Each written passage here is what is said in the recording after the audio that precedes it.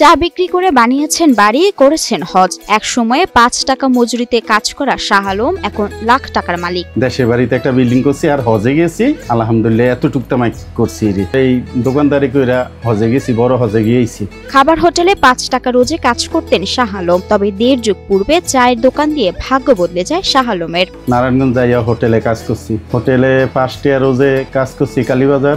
১৯৮৮ সালের বন্যার সময় চাঁদপুর থেকে কাজের সন্ধানে নারায়ণগঞ্জ শহরে আসেন শাহ আলম। পরে তার এক ভাইয়ের হোটেলে ৫ টাকা রোজে কাজ নেন। দীর্ঘদিন বিভিন্ন হোটেল রেস্তোরাঁয় কাজ করেন। ১৮ বছর আগে চারার গোপে একটি টং দোকান ভাড়া নেন। অপরিষ্কার জায়গা ছিল, নোংরা জায়গা ছিল, তো এখানে একটা ছোট টং আছিল, টংটা আমি ভাড়া নিলাম।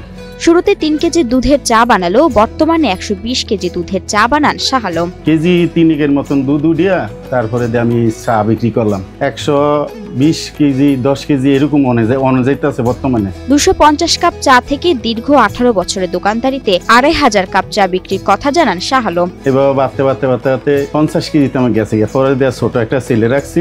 প্রথম শুরু করছি যে সংখ্যা হে সংখ্যা তো ২৫০ ২০০ এরকম কাপ যাইতো। এখন আমার আলহামদুলিল্লাহ ২-২.৫ কাপ বিক্রি হয়।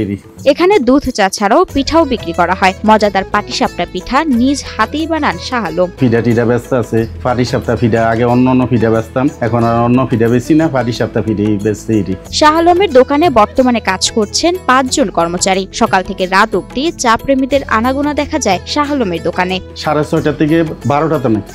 হিরন আরো মিনারেল ওয়াটার মাত্র ৫০ পয়সায় প্রতি লিটার।